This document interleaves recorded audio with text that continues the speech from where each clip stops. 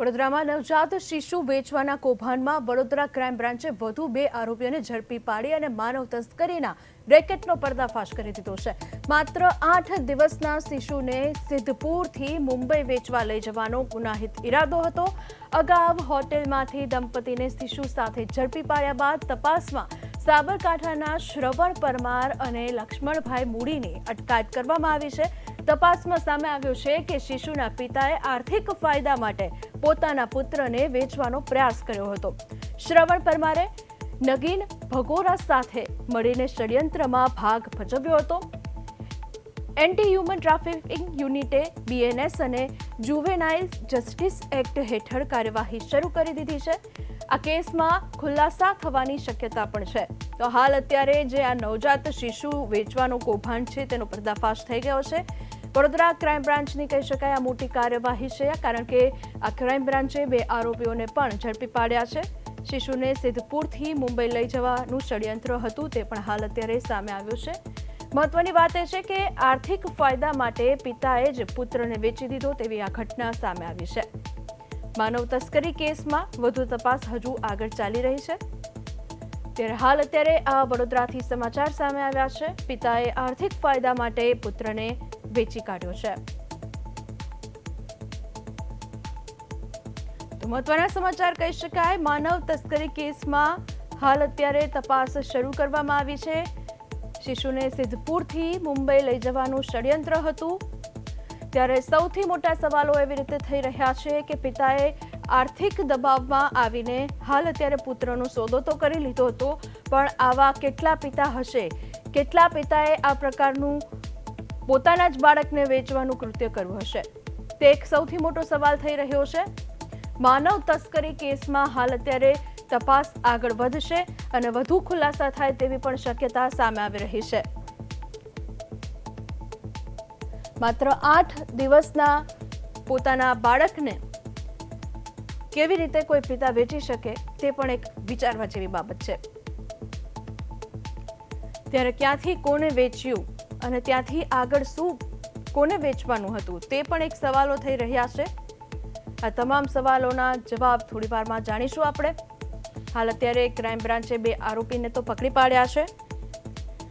આરોપી મુંબઈ લઈ જવાના હતા શિશુને અને ત્યાં તેને વેચી નાખવાના હતા તેવું હાલ અત્યારે તપાસમાં ખુલ્યું છે। આ સાથે વધુ ખુલાસા થાય તેવી પણ સંભાવના સામે આવી રહી છે। તો વડોદરા ક્રાઇમ બ્રાન્ચને કહી શકાય મોટી સફળતા મળી છે। માનવ શિશુ જે છે તે સિદ્ધપુરથી મુંબઈ લઈ જવાનું ષડયંત્ર હતું। પિતાએ આર્થિક ફાયદા માટે પોતાના પુત્રનો સોદો કરી દીધો હતો અને હાલ અત્યારે આ કેસમાં વધુ તપાસ થશે।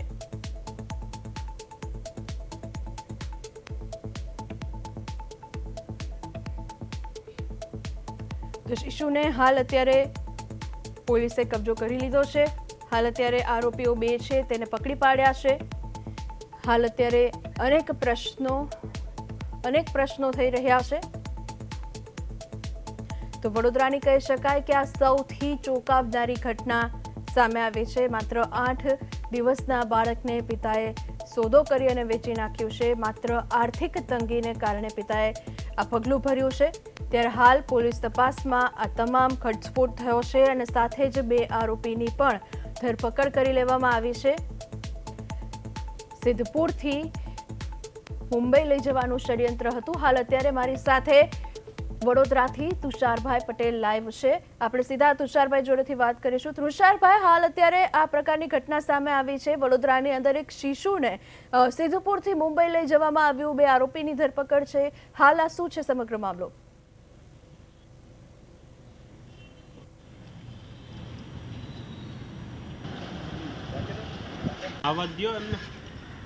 જી તુષાર, આપને અવાજ આવી રહ્યો છે?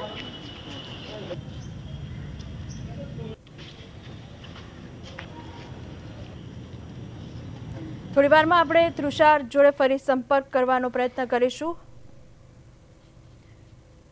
હાલ અત્યારે સૌથી મોટા પ્રશ્નો થઈ રહ્યા છે, તમારા મનમાં પણ અનેક પ્રશ્નો થઈ રહ્યા છે। ત્યારે ફરીથી મારી સાથે વડોદરાથી તુષાર લાઈવ જોડાયા છે। તૃષાલ, હાલ અત્યારે વડોદરાથી એવી ઘટના સામે આવી છે જેમાં એક 8 દિવસના શિશુનું તેના જ પિતાએ સોદો કરી નાખ્યો છે. 2 આરોપીની પણ ધરપકડ કરવામાં આવી છે જે આ શિશુને મુંબઈ લઈ જવાના હતા. શું છે આખી ઘટના, તૃષાલ? સફળતા મળી છે. આંતરરાજ્ય ટોળકીનો પર્દાફાશ થયો છે. ખાસ કરીને સાબરકાંઠા જિલ્લામાંથી નવજાત શિશુઓને વેચવાનો એક સુવ્યવસ્થિત કારસો હતો અને છેલ્લા કેટલાય સમયથી આ ટોળકી સક્રિય હતી.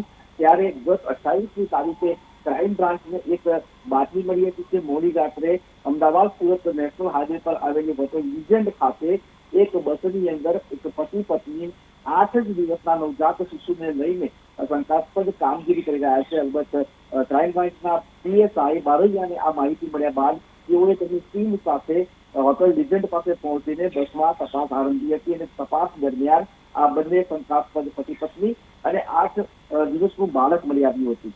ત્યારે આ બંને પતિ પત્નીને બાળક વિશે પૂછતા કરવામાં આવતા તેઓ સંતોષકારક જવાબ આપી ન શક્યા હતા, જેને લઈને પોલીસે પ્રાથમિક રીતે પહેલા તો આ બાળકને સયાજી હોસ્પિટલના બાળરોગ વિભાગની અંદર દાખલ કરાવ્યું હતું, જેથી તેની સારવાર થઈ શકે. ત્યારબાદ પોલીસ દ્વારા આ જે બંને પતિ પત્ની છે કે જેઓ મૂળ મોડાસાના છે અને મોડાસા ખાતેથી મોડાસામાં જ રહેતા બીનાબેન અને તેના સુશીલભાઈની પોલીસે સઘન પૂછપરછ કરી હતી. ત્યારે ખૂબ મોટી ચોંકાવનારી વિગતો બહાર આવી હતી. વિગતોની જો વાત કરીએ તો આ જે લોકો છે એ કુલ 7 થી 9 જેટલા લોકો છે જે અલગ અલગ ટોળકી બનાવીને સાબરકાંઠા વિસ્તારમાં રહેતા જે ગરીબ માતા પિતા છે તેમના બાળકોને ખૂબ મોટી કિંમતની અંદર મુંબઈ જેવા મહાનગરમાં વેચવાનું સુવ્યવસ્થિત રીતે ષડયંત્ર કરતા હતા.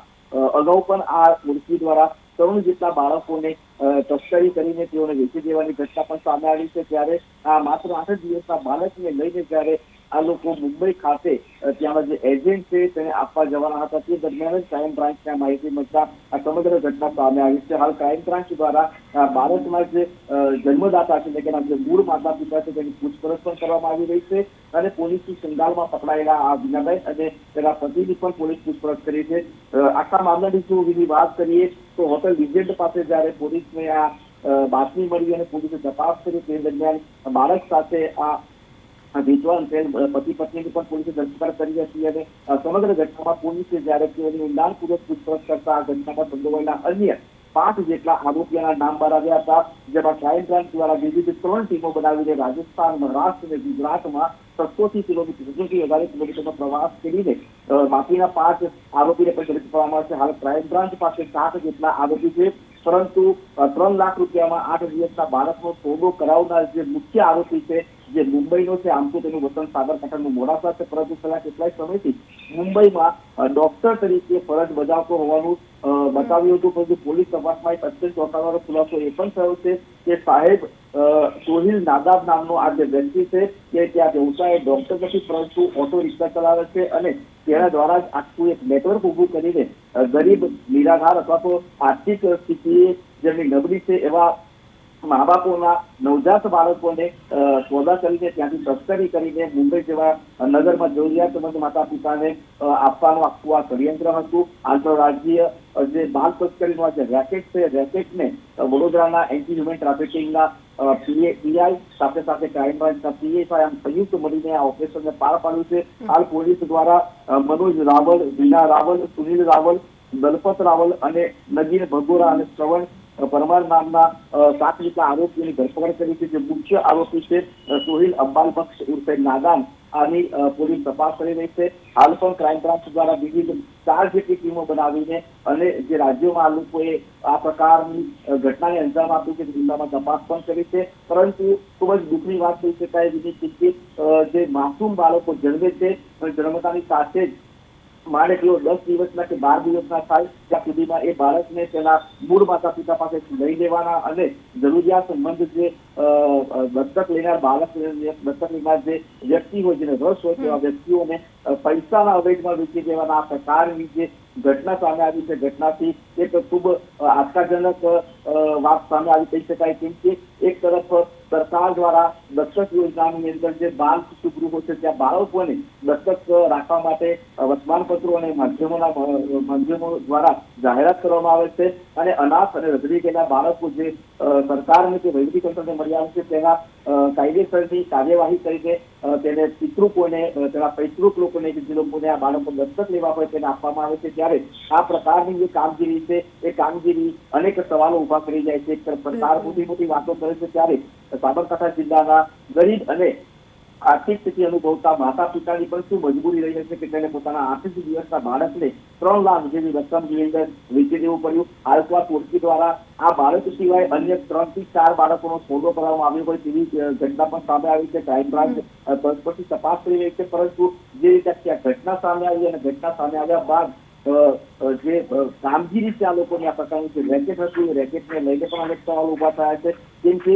સાબરકાંઠાથી લઈને મુંબઈ સુધીનો જે 600 થી વધારે કિલોમીટરનું અંતર છે, અંતરમાં કોઈને પણ સાઈડ મદદ આવે એ પ્રકારે આ કામગીરી કરતા હતા. ત્યારે પોલીસ હવે એ દિશામાં પણ તપાસ કરી રહી છે કે આ નેટવર્કની અંદર અન્ય કોઈ મોટા માથા જોડાયેલા છે, અન્ય કયા એજન્ટો દ્વારા તેઓએ આ ઘટનાને અંજામ આપતા હતા. ઉપરાંત અત્યાર સુધીમાં કેટલા બાળકોને આ લોકો આ રીતે વેચીને આર્થિક રીતે ફાયદો કર્યો છે તે દિશામાં પણ પોલીસ અને ડીસીપી હિમાંશુ વર્માને તેની ટીમ કામ કરી રહી છે. જી બિલકુલ તૃષાર, અમારી સાથે જોડાઈને તમામ વિગતો આપવા બદલ આપનો આભાર. તો હાલ અત્યારે વડોદરાની અંદર આ એક કૌભાંડ ચાલી રહ્યું છે. માનવ તસ્કરીનો કેસ હાલ અત્યારે નોંધાઈ ગયો છે. 2 આરોપીની ધરપકડ થઈ ગઈ છે, અન્ય આરોપીની શોધખોળ ચાલુ છે.